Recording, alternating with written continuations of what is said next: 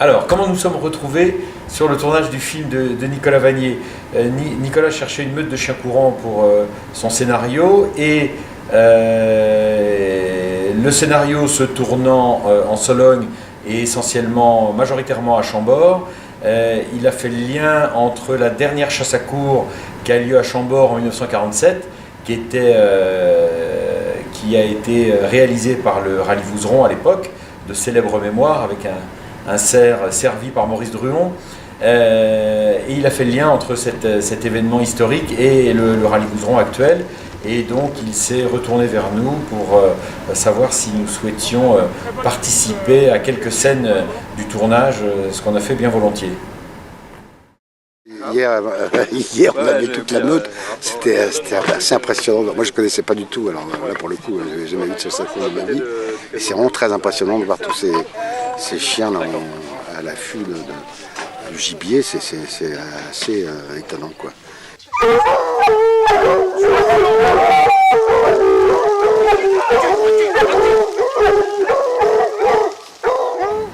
Alors il y a eu 3 équipages pour le tournage. Au départ, un seul était prévu, mais on s'est aperçu que les chiens courants, qui ne sont pas des acteurs professionnels, avaient quand même quelques difficultés à tourner assez régulièrement.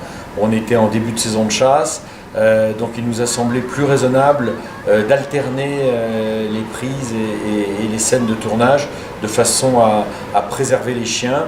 Et donc avec 3 équipages, on a pu assurer toutes les exigences du scénario. Le comportement des chiens sur le tournage, ça a été très intéressant d'observer 2 choses différentes.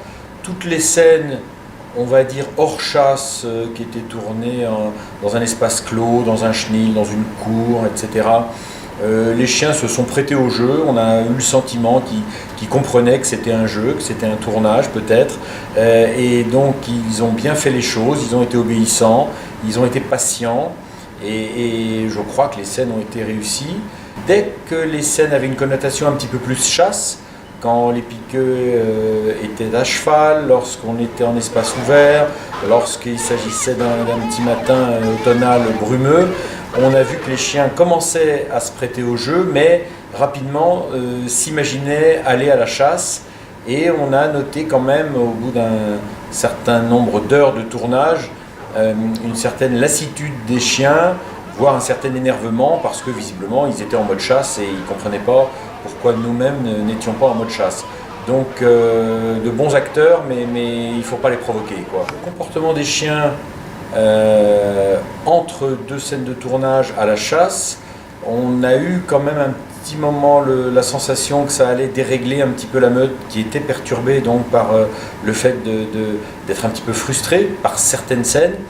Et en fait, à la chasse, la machine s'est remise un petit peu en route gentiment. On a eu la chance de faire des chasses couplées, ce qui a sans doute amorti un petit peu le choc, parce qu'il y a eu un petit choc sans doute pour la meute, et on a eu la chance de faire quelques jolies chasses pendant la période de tournage, et donc tout est revenu dans l'ordre assez rapidement, et au final il n'y a pas eu d'impact très fort pour la meute.